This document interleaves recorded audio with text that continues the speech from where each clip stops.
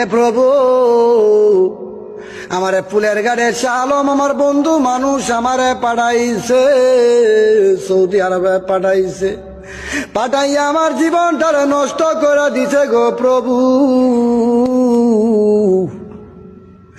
এমন বেঈমানের ঘরের বেঈমান। ফেরাউনের চেয়ে ফেরাউন অনেক ভালো ছিল।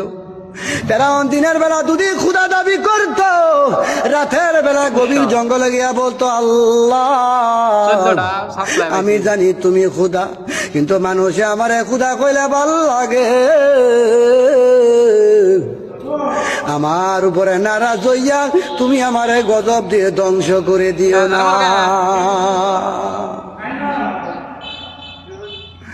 আল্লাহ এর মতন বেঈমান, এর মতন বাটপাত দুনিয়াতে নাই।